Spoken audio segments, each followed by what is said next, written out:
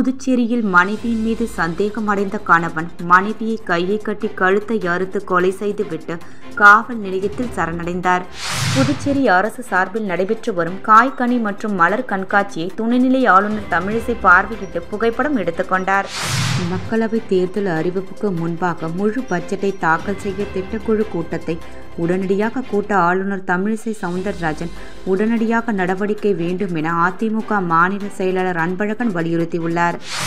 புதுச்சேரி சட்டசபையில் முதலமைச்சர் ரங்கசாமி அறிவித்தபடி மீண்டும் பணி வழங்கவில்லை என்றால் பாராளுமன்ற தேர்தலை புறக்கணிக்க உள்ளதாக தொடர் போராட்டத்தில் ஈடுபட்டுள்ள பொதுப்பணித்துறை பணி நீக்கம் செய்யப்பட்ட ஊழியர்கள் தெரிவித்துள்ளனர்.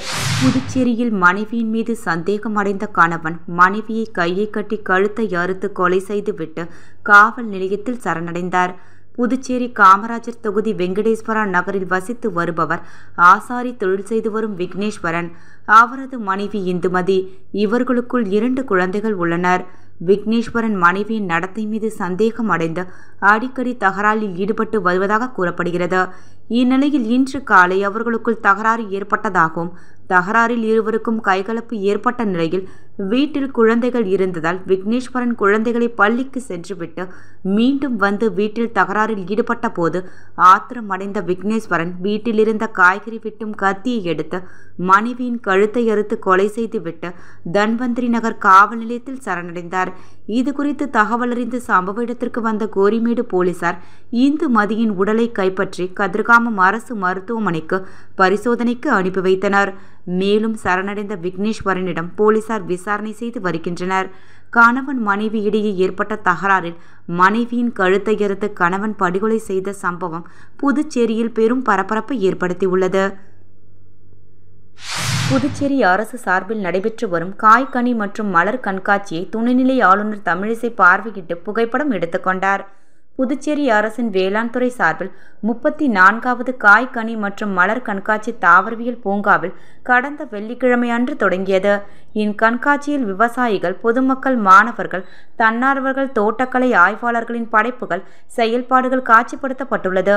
மேலும் 20,000 மலர்கள், செடிகள் காட்சிப்படுத்தப்பட்டுள்ளது.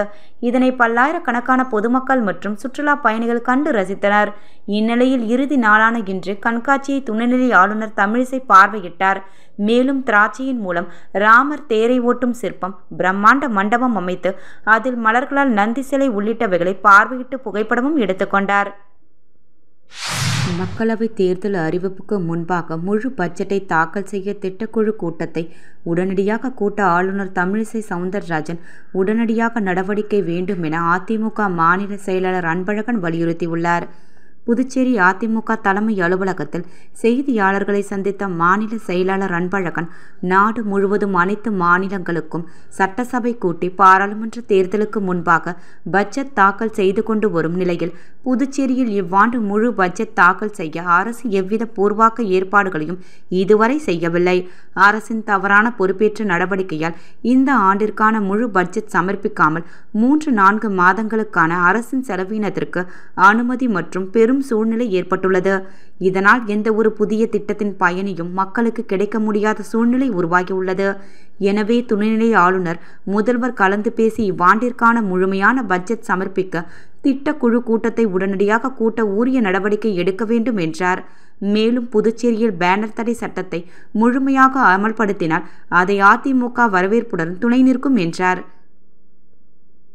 புதுச்சேரியில் சாலை பாதுகாப்பு வாரத்தையொட்டி 300க்கும் மேற்பட்ட காவலர்கள் உயிரிழப்பை தடுக்கும் வகையில் இருசக்கர வாகனத்தில் தலைக்கவசம் அணிந்து கொண்டு பொதுமக்களிடையே விழிப்புணர்வு ஏற்படுத்தினர். தேசிய சாலை பாதுகாப்பு மாதத்தையொட்டி புதுச்சேரி போக்குவரத்து காவல்துறை சார்பில் விழிப்புணர்வு தலைக்கவச பேரணி நடத்தப்பட்டது. கடற்கரை சாலையில் உள்ள காந்தி சிலையில் இருந்து தொடங்கிய விழிப்புணர்வு பேரணியை டிஐஜிபி பிரஜேந்திரகுமார் யாதவ் கொடியசைத்து தொடக்கி வைத்தார். இருசக்கர வாகன பேரணியில் டிஐஜி உட்பட 300க்கும் மேற்பட்ட காவலர்கள் கலந்து கொண்டு தலைக்கவசம் அணிந்து கொண்டு பொதுமக்களிடையே சுமார் 10 கிலோமீட்டர் தூரம் வரை சென்று விழிப்புணர்வு ஏற்படுத்தினர். திரைக்கடல் ஓடியும் திரவியம் தேடுவோம் என்ற சொல் தொடர்கேற்ப குட்வில் நிறுவனம் 2024 ஆண்டிற்கான முதல் கடவுச்சீட்டை கனடா நாட்டிற்கு பெற்ற மகிழ்ச்சியான செய்தியை அதன் நிறுவனர் டாக்டர் விஸ்வா தெரிவித்தார். கடந்த வருடம் அக்டோபர் மாதம் 23ஆம் தேதி ஐக்கிய அரபு எமிரேட்ஸில் தலைநகரில் துபாயில் தனது அலுவலகத்தை துவங்கியதாகவும், இந்த மாதம் இலங்கையின் தலைநகரில் கொழும்புவில் கடந்த 6ஆம் தேதி தனது 2வது கிளை அலுவலகத்தை துவங்கியதாகவும், உலகம் முழுவதும் உள்ள தமிழர்களுக்கு வேலை உதவுவதாகவும் கூறினார். கனடா மற்றும் இங்கிலாந்து நாட்டில் வேலைக்கான வழிகாட்டுதலை செய்வதாகவும் அவர் கூறினார். புதுச்சேரி சட்டசபையில் முதலமைச்சர் ரங்கசாமி அறிவித்தபடி மீண்டும் பணி வழங்கவில்லை என்றால் பாராளுமன்ற தேர்தலை புறக்கணிக்க உள்ளதாக தொடர் போராட்டத்தில் ஈடுபட்டுள்ள பொதுப்பணித்துறை பணி நீக்கம் செய்யப்பட்ட ஊழியர்கள் தெரிவித்துள்ளனர். புதுச்சேரி அரசின் பொதுப்பணித்துறையில் கடந்த 2016ஆம் ஆண்டு வவுச்சர் அடிப்படையில் சுமார் 2000 ஊழியர்கள் பணியில் அமர்த்தப்பட்டனர். இந்த பணி நியமனம் தொடர்பாக தேர்தல் ஆணையத்திற்கு பல்வேறு புகார்கள் சென்றதை தொடர்ந்து ஊழியர்களை பணி நீக்கம் செய்த தேர்தல் ஆணையம் நடவடிக்கை மேற்கொண்டது. இந்த நிலையில் கடந்த 7 ஆண்டுகளாக அவர்கள் தங்களை மீண்டும் பணியில் சேர்க்க கோரி தொடர் போராட்டங்களை நடத்தி வந்த நிலையில் கடந்த சட்டமன்ற கூட்டத்தொடரில் நீக்கம் செய்யப்பட்ட ஊழியர்களுக்கு மாதம் ரூபாய் 10,500 ஊதியத்துடன் மீண்டும் பணி வழங்கப்படும் என அறிவித்தார். இந்நிலையில் முதலமைச்சர் அறிவித்தும் மீண்டும் பணி வழங்காததை கண்டித்து பொதுப்பணித்துறை பணி நீக்கம் செய்யப்பட்ட ஊழியர்கள் போராட்டக்குழு சார்பில் இன்று முதல் வரும் 14ஆம் தேதி வரை 3 நாட்கள் சுதேசி பஞ்சாலை அருகே கவன ஈர்ப்பு தொடர் முழக்க போராட்டத்தில் ஈடுபட்டுள்ளனர். சுமார் 200க்கும் மேற்பட்டோர் அரசு அறிவித்தபடி மீண்டும் வேலை வழங்க கோரி மாநில அரசுக்கு எதிராக கண்டன கோஷங்களை எழுப்பினர். மேலும் வேலை வழங்கவில்லை என்றால் 2000 குடும்பத்தை சேர்ந்த பணி நீக்கம் செய்யப்பட்டவர்கள் வரும் பாராளுமன்ற தேர்தலை புறக்கணிக்க உள்ளதாகவும் தெரிவித்துள்ளனர். கடந்த 50 வருடங்களாக புதுச்சேரி காவல்துறை விளையாட்டில் சிறந்து விளங்கிய கால்பந்து, கபடி, வாலிபால், கிரிக்கெட், இறகு பந்து மற்றும் இதர விளையாட்டுகளில் சிறப்பாக விளையாட்டு வீரர்களை ஒன்று சேர்க்கும் முயற்சியிலும் அவர்களை கௌரவிக்கும் விதமாக புதுச்சேரி போலீஸ் துறையில் இணைதல் நிகழ்ச்சி 2024 விழா புதுச்சேரி காவலர் சமுதாய நலக்கூடத்தில் இன்று நடைபெற்றது. இந்நிகழ்ச்சியில் புதுவை அரசு கொறடா மற்றும் சட்டமன்ற உறுப்பினருமான திரு AKD ஆறுமுகம் அவர்களும், புதுவை காவல்துறையில் ஓய்வு பெற்ற காவல்துறை தலைவர் திரு VJ சந்திரன் அவர்களும், ஓய்வு பெற்ற காவல் கண்காணிப்பாளர் திரு சண்முக சுந்தரம், திரு KS ராமலிங்கம், திரு வெங்கடாச்சலம், திரு கோண்டா வெங்கடேஸ்வர ராவ் ஆகியோர் கலந்து கொண்டு குத்துவிளக்கேற்றி முன்னாள் இந்நாள் விளையாட்டு வீரர்களை பொன்னாடை போர்த்தி நினைவு பரிசு வழங்கி கௌரவித்தனர். இந்நிகழ்ச்சியில் புதுவை காவல்துறை விளையாட்டுக்கு பெரிதும் உதவிய இறந்து போன புதுவை காவல்துறை முன்னாள் அதிகாரிகள் அனைவரது திருவுருவ படத்திற்கும் மலர் தூவி நினைவஞ்சலி செலுத்தப்பட்டது. மேலும் இந்த நிகழ்ச்சியில் தென்கொரியாவில் 2023ஆம் ஆண்டு நடைபெற்ற மகளிர் ஆசிய கோப்பைக்கான சாம்பியன்ஷிப் விளையாட்டுப் போட்டியில் இந்திய அணியில் தேர்வாகி விளையாடிய லாஸ்பேட் துணை உதவி ஆய்வாளர் அருள்குமார் அவர்களின் மகள் சுபிக்ஷா அவர்களுக்கும், அகில இந்திய கால்பந்து சங்கம் மற்றும் ஆசிய கால்பந்து சங்கத்தில் கால்பந்து நடுவராக பணிபுரியும் திரு அஸ்வின் சோமன் அவர்களுக்கும் நினைவு பரிசு வழங்கி கௌரவிக்கப்பட்டனர். நிகழ்ச்சியின் ஏற்பாட்டை காவலர் பயிற்சி பள்ளி காவல் கண்காணிப்பாளர் திரு ரங்கநாதன் அவர்களும், ஆய்வாளர் திரு ரகுபதி அவர்களும், உதவி ஆய்வாளர் திரு தமிழரசன் அவர்களும், ஓய்வு பெற்ற ஆய்வாளர் திரு மனோகர் அவர்களும், ஓய்வு பெற்ற துணை ஆய்வாளர் ஏழுமலை அவர்களும், பெரியாண்டி ஆறுமுகம், அருள்குமார் நாதமுனி, மார்ஸ் அருள்ராஜ் ஆகியோர் ஒருங்கிணைந்து சிறப்பாக நடத்தினர். தன்னுடன் சேர்ந்து வாழ்ந்த பெண்ணின் அந்தரங்க புகைப்படங்களை சமூக வலைதளங்களில் பதிவிட்ட புதுக்கோட்டை நபரை புதுச்சேரி சைபர் கிரைம் போலீசார் கைது செய்து சிறையில் அடைத்தனர். புதுச்சேரி நகர பகுதியைச் சேர்ந்தவர் 50 வயது பெண் கணவரை பிரிந்து கடந்த 27 ஆண்டுகளாக தன் 2 மகன்களுடன் வசித்து வந்தார்.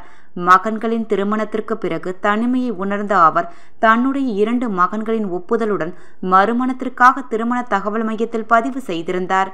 அதன் மூலம் புதுக்கோட்டையை சேர்ந்த தனசேகரன் 57 வயது புதுக்கோட்டைக்கு சென்று அவருடன் கடந்த 1 ஆண்டாக சேர்ந்து வாழ்ந்தார். அப்போது தனசேகரன் முன்னாள் மனைவி மற்றும் பல பெண்களை ஏமாற்றியது தெரியவந்தது. விரக்தி அடைந்த அந்த பெண் அவரை பிரிந்து புதுச்சேரிக்கு திரும்பிய நிலையில் ஆத்திரமடைந்த தனசேகரன் இருவரும் தனிமையில் இருந்தபோது எடுத்த அந்தரங்க படங்களை அப்பெண்ணின் உறவினர்கள் மற்றும் மகன்களுக்கு அனுப்பி மிரட்டினார். இது தொடர்பாக அப்பெண்ணின் உறவினர்கள் புதுச்சேரி சைபர் கிரைம் போலீசில் புகார் அளித்தனர்.